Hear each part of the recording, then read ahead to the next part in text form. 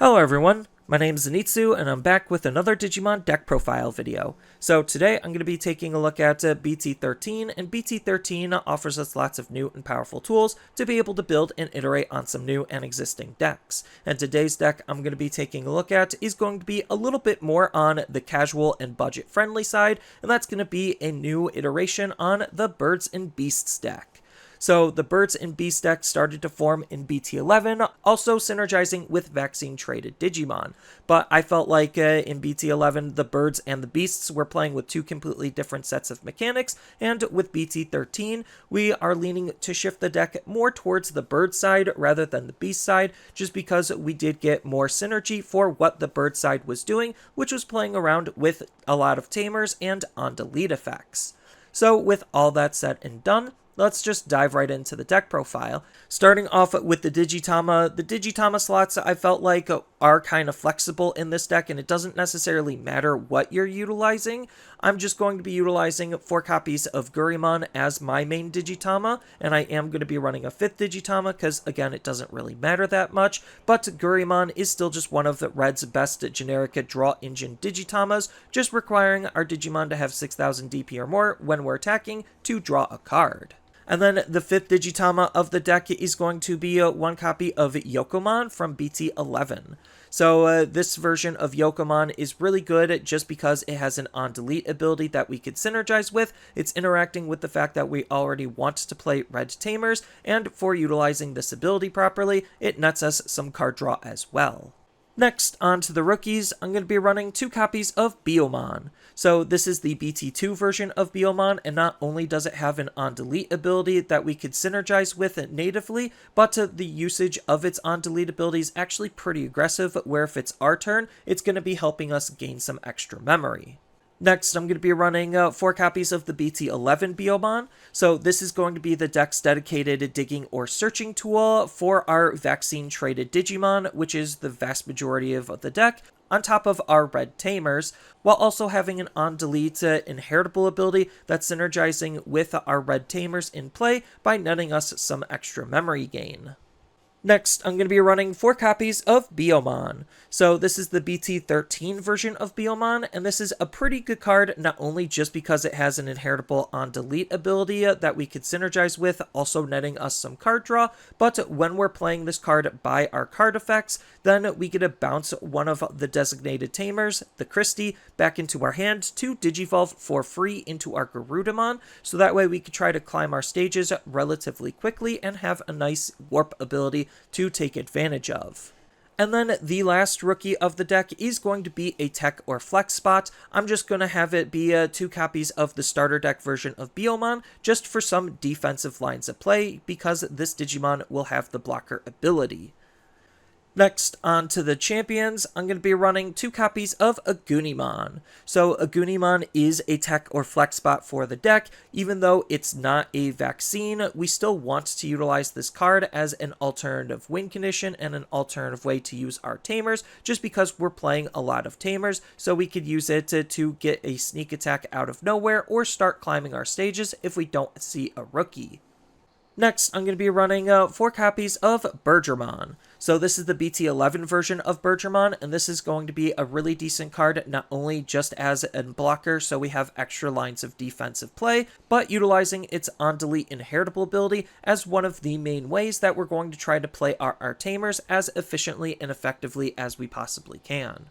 And then the last champion of the deck is going to be 4 copies of Aquilamon. So Aquilamon is a pretty decent card just because it has some decent usability. Its inheritable ability is an on-delete draw ability, so we could take advantage of that when it's lined up properly, on top of the fact that its on-play and when digivolving ability helps add some extra removal for the opponent's low-level bodies, giving it a decent amount of flexibility on how we could approach utilizing this card. Next, on to the ultimates, I'm going to be running 4 copies of Garudamon. So this is the BT11 version of Garudamon, and it, like Birdramon, is doing the exact same thing, being a decent blocker while having the on-delete inheritable ability to try to help play our tamers effectively and efficiently. And then I'm also going to be running 4 copies of the BT13 Garudamon as the other level 5 for the deck, because similar to Aquilamon, it has an on-play and when digivolving condition, so we have multiple different ways on how we could approach utilizing this card, and this is also helping us set up our tamers for free as well, which is super nice, so that way we could try to make our deck as cohesive and fluent as we possibly can, while also having an on-delete ability that's adding some control for the opponent's mid to low level Digimon. And then when it comes to the level 6s, I'm going to be running 4 copies of Phoenixmon. So this is the BT11 version of Phoenixmon, and this is kind of the glue that's binding a lot of the deck's themes and mechanics together. So it has a nice ability where during your turn, once per turn, when a card is removed from the opponent's security stack, whether it's by a card effect or us literally attacking into it, it doesn't matter, we get to activate one of this Digimon's on-delete effects, which if we digivolved into this card, then we should have a slew of different on-delete effects for us to pick from to be able to toolbox what we need at any given moment, as long as we're being aggressive with this card on the field. Then it has its own native on-delete ability in case it doesn't have any inheritable sources for us to take advantage of, where at worst we get to play a red Digimon with Avian, Bird, Beast, Animal, or Sovereign in its traits with 3000 DP or less from our hand for free, and then for each red tamer that we have in play, we get to increase the maximum effectiveness of this card by 2000 DP of the card that we're going to be playing off of this card effect, so the more tamers that we have, the stronger Digimon we're able to play off of this ability. And then when it comes to the supporting level 6, it really doesn't matter what you're going to be using as long as it does have some synergy with how the deck wants to play. So I'm still going to be utilizing 2 copies of Marsmon just because Marsmon is a vaccine red traded Digimon, on top of him having the raid ability, which just allows us to try to control the opponent's field, and he has a nice when digivolving ability of Blitz, so if we pass the memory over onto the opponent's side, then we're still able to at least make an attack with this card, while also having a nice third ability where it's interacting with the fact that we want to have red tamers in play and use his raid ability to change the target of our attack to be able to unsuspend this Digimon, so we could possibly make an extra attack, on top of the fact that for each red tamer in play, we're going to be gaining a memory, so we could have some decent memory generation to potentially not pass our turn with or enhance and extend our turn depending on the current state of the game. And then when it comes to the tamers, I'm going to be running 3 copies of Hiro. So the BT8 version of Hiro is going to be the deck's dedicated memory fixing tamer. Setting our memory to 3 is really good at making sure we could try to make our plays as efficient as we possibly can. Then on top of that, he's going to be adding some extra DP just because we don't have actually a lot of ways to increase the DP of our Digimon otherwise. So as long as our level 5 or higher Digimon is attacking, we get to suspend this tamer to give one of our Digimon plus 2000 DP to try to make them as strong as they possibly can. Next, I'm going to be running 3 copies of Akiho. So Akiho is another card that's going to try to help dig out some of our parts and pieces that we're looking for to make the deck more consistent. She's looking more specifically for red vaccine traded Digimon. Then on top of that, she also has a nice secondary ability to take advantage of our Phoenixmon wanting to play our other Digimon by its effect, where if we played a Digimon with Avian, Bird, Beast, Animal, or Sovereign in its traits, we get to suspend this tamer to be able to give that Digimon rush for the turn, so that Digimon would then be able to attack for us, literally damaging the opponent's security. So it's just a very strong ability for us to be playing with to increase the overall aggressiveness of what we can do inside of the deck. And then the last tamer of the deck is going to be 4 copies of Kristy. So Kristy is going to be another way for us to generate some extra memory for us literally playing with birds and avians more specifically. Then on top of that, she has a nice on-play ability of her own when we utilize the card to give one of our Digimon an on-delete ability of being able to play out a Biyomon from our hand or trash for free until the end of the opponent's turn. So that way we have multiple different ways on being able to get out our Biyomons and try to maintain a board state as best as we possibly can, while being a really good way to try to trigger the BT13 Biyomon. And then when it comes to the options, we do have flexibility on the types of options we want to be running. I'm just going to be running one copy of Crimson Flare as just an alternative way to have some decent removal towards the opponent's mid to low level Digimon, while also rewarding us for having red tamers in play by activating the on-delete ability of one of our red vaccine traded Digimon, so that way we could try to have alternative ways to be able to trigger the on-delete abilities we want and need. And then the last card and last option of the deck is going to be 3 copies of Red Memory Boost. So Red Memory Boost is just another solid consistency tool for us to use to increase the overall effectiveness of our deck, making sure we could try to find the parts and pieces that we need, while also setting up its secondary main ability of Delay to be able to gain 2 memory at a later turn to increase the possible playlines that we have access to.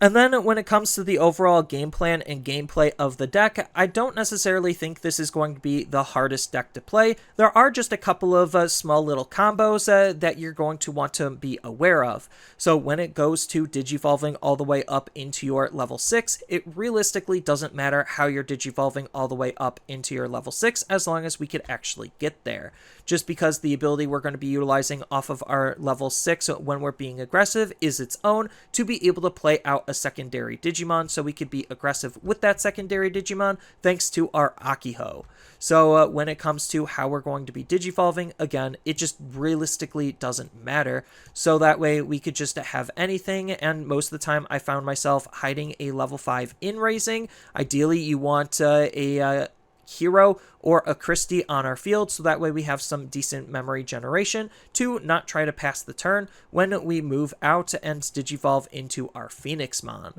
So we want to digivolve into our Phoenixmon and not pass turn, so we could swing with our Phoenixmon, break an opponent's security, and then trigger Phoenixmon's ability, ideally on itself, to be able to play out a secondary Digimon. So if the secondary Digimon we're playing out is a Biyomon, then we could use Biyomon's ability to bounce the Kristy back to our hand, digivolve it into a Garudamon for free still, so we got up into a level 5 for free, and then Garudamon's effect will replay the Kristy that we just bounced thanks to Biyomon's ability. But if we have plenty of Kristy set up, then we could play another Akiho or something and continue the ball rolling, just because ideally with Akiho, this should have rush so we could attack right away, and that's kind of why I like Marsmon, is so that way I can digivolve if I do pass turn, then I could still at least be able to swing into the opponent's Digimon using Raid, or swing into their security to break it that way.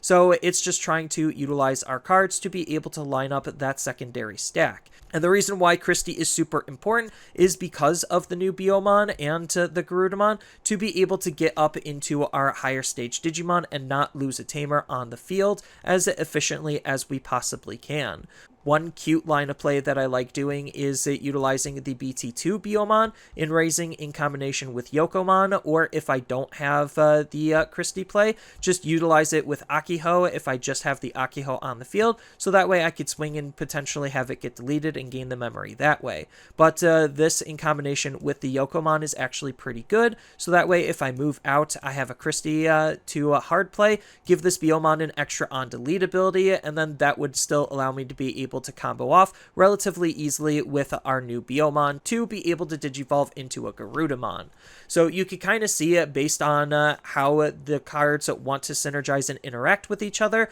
what types of play lines you would want to be doing to be able to play extra Digimon and to capitalize on utilizing that extra Digimon. And then there are just a whole bunch of other tech and tools that we could think about utilizing to customize the deck to your liking based on what you have access to, the abilities you're trying to prioritize, and the meta that you're anticipating or expecting to play against. So we do have another on-delete inheritable rookie for us to utilize in the form of BT13 Phenomon. Then we do have some other Biyomons that we could play, like the EX1 Biyomon and the Promo Biyomon, both having different forms of card draw, on top of the fact that we do have other cards to try to help play our tamers as effectively as we possibly can, like the BT11 Tyrannomon. Then we do have other Birdramons that we could think about utilizing, like the BT1 Birdramon as a really good one to hard play off of our card effects to be able to give our Digimon Security Attack Plus to punch a little bit harder. But if you're just looking at a generic vaccine traded Digimon and want to spend the money, then you do have the starter deck Greymon that just has it as a native inheritable ability for us to use. Then speaking of pretty decent inheritable abilities, depending on where you're shifting and leaning the deck, you could still use the Beast package just because it's still pretty decent, and the Beast package actually has some nice burn towards the opponent's security. Then we do have other Garudamons that you could think about playing, like the BT11 or the EX1 Garudamon as just other Garudamons.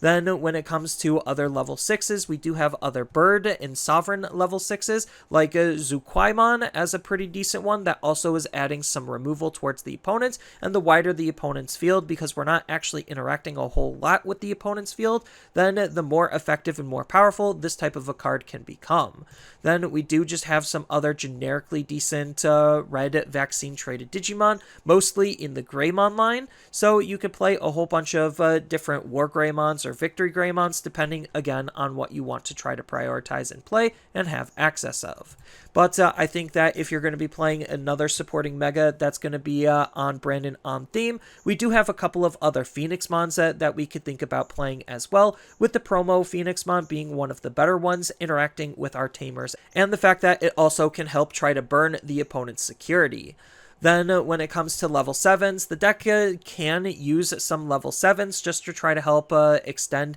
and act as a good finisher. You do have a slew of different Omnimons that you could think about utilizing.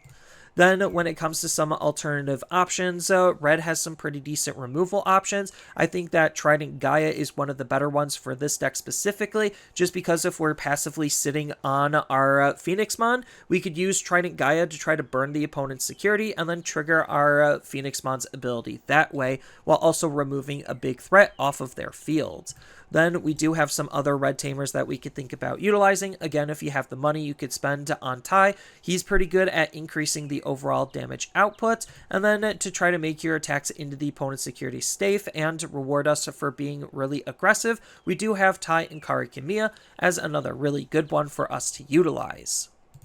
So that's all I really have for this video. As always, feel free to tell me your thoughts down in the comments below, and down in the description below are a couple of different ways you could support me and the channel. So I do have a TCG Player affiliate link, so when you use that link to buy cards off of TCG Player, then some of that money will go to supporting me and the channel. I also do make and sell playmats over on Overcard Gamers on Facebook, so when you buy a playmat with my design, then some of that money will also go to help supporting me and the channel. And on top of all of that, I do have a Twitch account over on twitch.tv/Zenitsu, so giving me a follow and a subscription also helps support me there, and I do play Digimon on top of various other games on that platform as well. So thank you everyone for watching, and as always, don't forget to like, share, and subscribe for more content, and I'll see you in the next video.